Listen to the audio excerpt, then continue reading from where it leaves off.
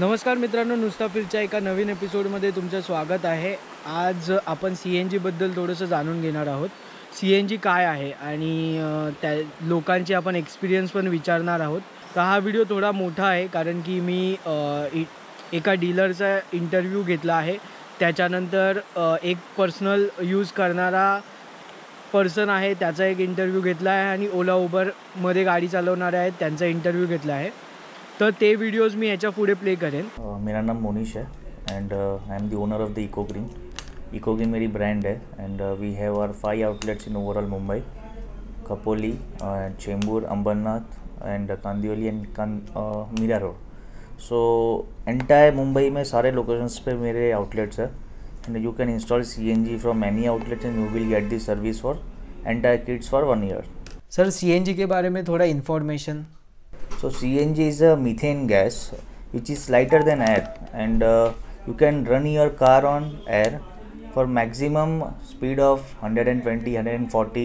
You will get the mileage of 50% more than petrol on CNG. So CNG is methane gas and it's lighter than air. It's eco-friendly for environment also, and there are very less chances to get it burst in on-road cases because CNG doesn't catch the fire, because ultimately it's air. So I always recommend every customer to switch your car from petrol to CNG and have a great journey. सबसे पहले तो आता है खर्चा. तो ये जो CNG kit fitting का जो खर्चा है वो कितना आता है, मतलब आज की डेट में कितना पैसा हम लोग को खर्चा करना पड़ेगा? See, there are the variants which RTO had decided, like Euro 2, Euro 3, Euro 4 and Euro 5. So basically the car from the year 2010 and above, for that we used to charge 40,000 to 46,000, depends on the variants and brands. And below 2010 you can install CNG from 30,000 to 35,000. I have the complete range of 28 brands. Sir, इसमें जो best brand है वो कौन सा है? Best brand is right now Automoto, Tomasetto and Lovato. ये जो CNG kit fitting का process है वो कितने दिन का होता है और RTO का इसमें क्या रोल रहता है? If you are bringing your car for CNG installation and suppose आपकी कार में sequential kit जाती है and you want to install that kit, so what I will do, on morning I will call you by 10:30 का आपका installation process start होता है. By end of the day, by 4 or 5 PM you will get your car converted on CNG. So basically ये 5 घंटे का process है पूरा, 5 से 6 घंटे का, जिसमें आपकी कार CNG पे कन्वर्ट हो जाएगी. Second thing, after this installation the parts comes to RTO. RTO का रोल ये है कि you are driving your car on petrol since long time and when you are installing CNG, तो वो mandate norm है कि आपको गाड़ी का एक रजिस्ट्रेशन करना पड़ता है, बिकॉज आपका इंश्योरेंस क्लेम आपको मिलेगा. So for that we use to take 20 to 25 days. In that your papers goes to RTO. Officer give us the appointment date and you have to show your car. Just inspection get done within 10 minutes and after 45 days of that inspection your RC comes to your home by post. So ये basic process है. अच्छा, okay. Sir, कौन से गाड़ी में हम CNG लगा सकते हैं? See, there is nothing like ऐसा complicated question नहीं है ये तो basic question है. Any car on petrol it will get converted to CNG. कोई भी कार हो, then it would be a Mercedes, BMW, Audi and Volkswagen, any Maruti, Hyundai, Toyota, any car. Sir, मैंने ऐसे सुना है कि 2010 के बाद की जो गाड़ी है उसमें अलग CNG किट फिट किया जाता है और 2010 के पहले की जो गाड़ी है उसमें अलग CNG किट फिट किया जाता है. तो ऐसा कुछ है क्या? कैसा होता है कि as per RTO norms about 2010 euro 4 जहाँ पे हमारा स्टार्ट होता है, सो अगस्त 2010 के अपर रेंज के जितने भी मॉडल्स है which is German technology switch to electronic based system. So ये सब गाड़ियों में कन्वेंशनल किट सपोर्ट नहीं करती. For that only sequential kit has been came into market. Sequential kit का ये है कि each and everything goes by socket and socket. उसमें आपके वायरिंग्स कहीं कटिंग नहीं होते. उसमें गैस का सप्लाई जो होता है वो डायरेक्टली इंजेक्टर में होके पास ऑन होकर इंजन में जाता है. सो ये एडवांटेज होता है गाड़ी के परफॉर्मेंस के लिए. जो पेट्रोल में आपकी गाड़ी चल रही है सेम परफॉर्मेंस CNG पे मिलेगा. ओके, तो दोनों में जो डिफरेंस है वो क्या है? Just we can usually say that कि हम अगर हॉस्पिटल में जाते हैं तो ओपन हार्ट सर्जरी होती है एंड बाईपास सर्जरी होती है। तो यही चीज़ इसमें भी होती है कि अगर हम CNG किट को अगर बाईपास कर रहे हैं, that will be a conventional kit, end open heart कर रहे हैं वो सिक्वेंशियल किट होती है, जो गाड़ी में gas directly injector say pass on होता है। अगर देखा जाए कि पेट्रोल वर्सेस CNG, तो इसमें क्या डिफरेंस है? जी, पेट्रोल पे गाड़ी आप चलाते हो तो उसमें आपका, मैं पर एक एग्जांपल देता हूँ कि if you have to travel from Mumbai to Pune, तो आपका वहाँ पे आपका पेट्रोल जाता है अराउंड 2000 to 2200। सेम जर्नी अगर आप CNG पे ट्रैवल करते हो, you will drive your car around 200 and return journey ये आपका 1000 रुपीज़ में होता है। So almost 50% you are saving on petrol. अच्छा, इसका जो मेंटेनेंस होता है वो कैसे होता है?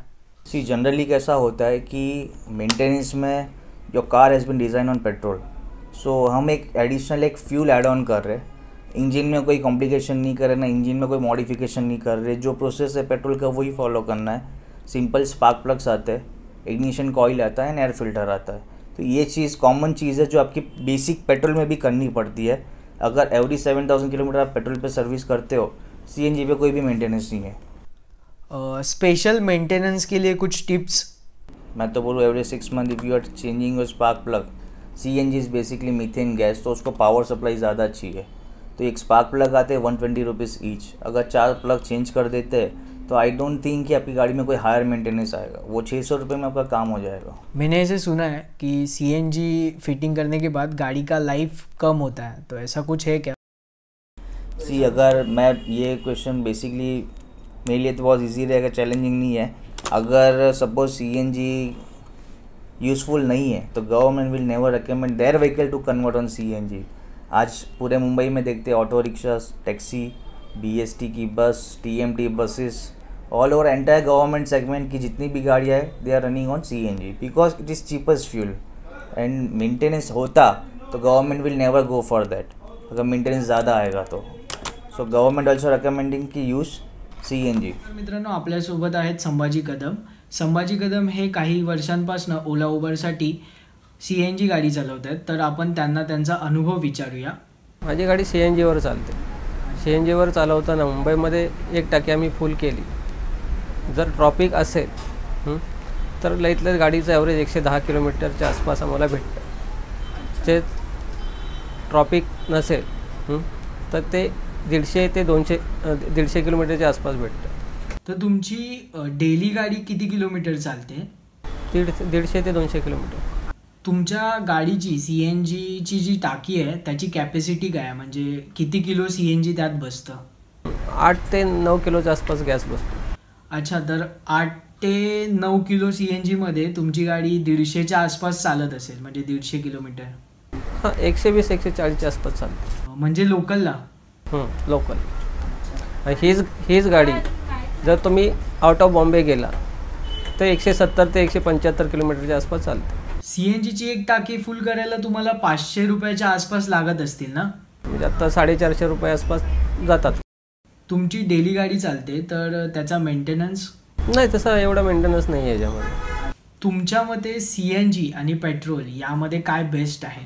आम्ही फक्त कसं आहे, गाडी स्टार्टिंग चालवण्यासाठी फक्त पेट्रोल वापरतो, नाही तर आम्ही CNGवरच चालवतो. म्हणजे मोस्टली CNGवरच गाडी चालते. तर तुम्हाला लोकांना काही टिप्स किंवा काय सजेस्ट करायचं आहे का CNG बद्दल? तर तसं CNGला ॲव्हरेज चांगलं आहे, तुम्हाला परवडतं चांगलं, त्यामध्ये 2 पैसे तुमच्याकडे शिल्लक जास्त राहतात त्यामध्ये. नमस्कार मित्रांनो, मी सिद्धेश. मी गेले 5 ते 6 वर्ष आमची CNGवर चालणारी वॅगनर ही गाडी चालवतोय. आणि रोहितने सांगितल्याप्रमाणे या गाडीचा वापर जास्तीत जास्त पर्सनल यूजसाठी होतो, म्हणजे सॅटर्डे संडे किंवा मित्रांबरोबर बाहेर फिरण्यासाठी किंवा मॅक्स टू मॅक्स गावी जाण्यासाठी आम्ही या गाडीचा वापर करतो. सो गावी जायचं म्हटलं तर साधारण माझं मुळात गाव सातारा आणि मी राहतो इथे मुंबईमध्ये विलेपार्लेमध्ये. So Vile Parle to Satara 350 kilometre आहे. सो गावी जाताना पहिल्यांदा पनवेलमध्ये CNG भरतो. पनवेलला जे हायवेच्या बाजूला महानगर गॅस आहे तिकडे. त्यानंतर पुण्यात एकदा भरावं लागतं.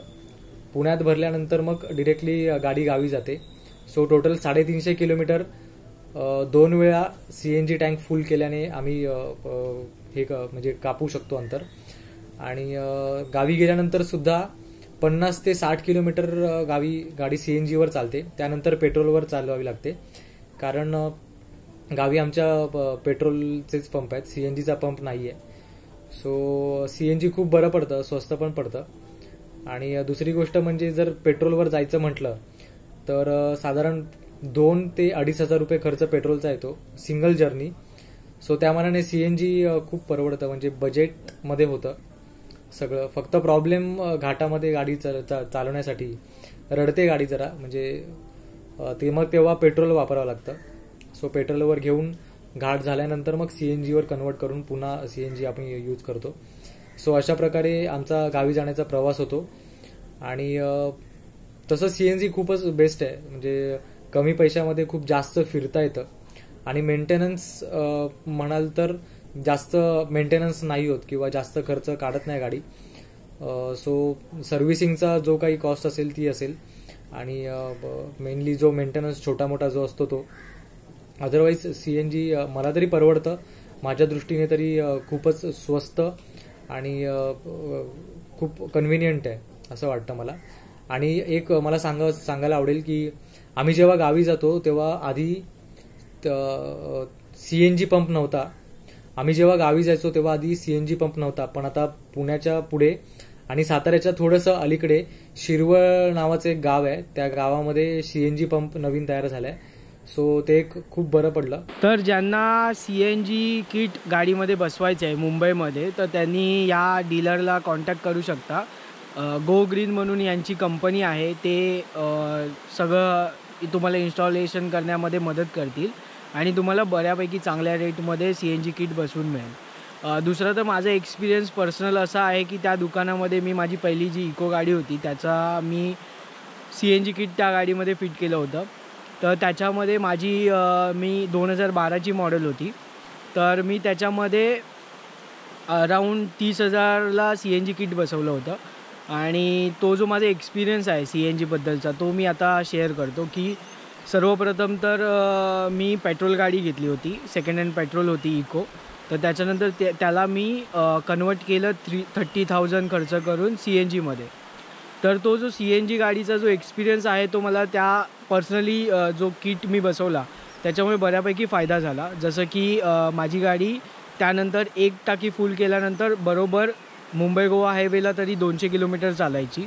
आणि रेग्युलर जे डे टू डे लाईफमध्ये 160, 150, 160चा ॲव्हरेज मला गाडीमधनं एका टाकीमधून मिळायचा. तर हा माझा एक्सपिरियन्स होता, त्यामुळे मी म्हटलं की त्या डीलरलाच कॉन्टॅक्ट करून तुमच्याशी मग कनेक्ट करावं. कारण 2 वर्षापूर्वी मी CNG यूज करत होतो, तर त्या हिशोबाने आत्ताचे रेट आणि तेव्हाचे रेट याच्यामध्ये डिफरन्स असेल. त्यांनी जसं आपल्याला सांगितलं की 2 प्रकारचे CNG किट बसवून मिळतात. एक आहे जो 30,000 to 35,000च्या आसपास तुम्हाला खर्च येईल आणि दुसरी जी आहे ती 40,000 to 45,000च्या आसपास खर्च येईल. तर बेसिकली जो तुमची गाडीचा जो मॉडेल आहे त्याच्यावर डिपेंड करतं. जेव्हा मी CNG गाडी वापरायचो आणि जेव्हा कोकणामध्ये CNG पंप चालू नव्हते झाले, तर तेव्हा माझं प्लॅनिंग असं असायचं की मी घरातून निघाल्यावर जे काय CNG असेल त्यापर्यंत ऐरोलीपर्यंत यायचो. ऐरोलीला एक CNG पंप आहे, जो ऐरोली ठाणा ते पनवेल जो रस्ता आहे तो ऐरोली मार्गे, त्या रस्त्यावरच तो CNG पंप आहे. तर थोडंसं आतमध्ये आहे. तर तुम्ही जर गुगल मॅपवर वगैरे बघितलं तर तुम्हाला मिळेल. तर तिथे चांगला प्रेशर असतो, तर तिथे मी भरायचो आणि तिकडनं माझी गाडी पोलादपूरपर्यंत यायची. कधी काय व्हायचं की जर मी पनवेलला फिल करायला थांबलो तर तिकडे जो हायवेला एक पंप होता, म्हणजे आत्ता पण आहे तो, तिथेही चांगलं CNG मिळतं, जो की कळंबोली मॅकडॉनल्ड्सच्या अपोजिट साईडला आहे. बऱ्यापैकी सगळ्यांना माहिती असेल तो. तर तोच पंप होता. त्याच्यानंतर कुठे पुढे पंप नव्हते तेव्हा, म्हणजे जेव्हा माझी इको होती तेव्हा 2 वर्षापूर्वी. आत्ता बऱ्यापैकी सगळे पंप झाले आहेत. तर मग आता थोडेसे कॅल्क्युलेशन्स वेगळे असतील.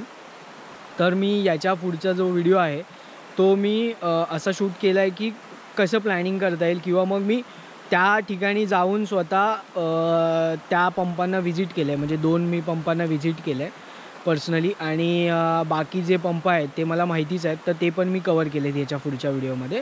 तर ते तुम्हाला त्या व्हिडिओमध्येच आपण बघूया. इकडे CNG पंप कुठे आहे?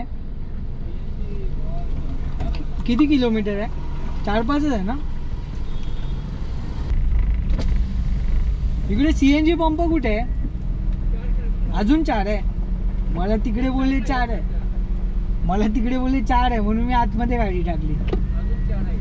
ठीक आहे, चालेल, बघतो. ते 24 तास असतो का? 24 तास ना. तर काय करायचं, जाऊया का आता? अजून 4 किलोमीटर म्हणजे 4 4 8 आणि रिटर्न पण यायचं तेवढं.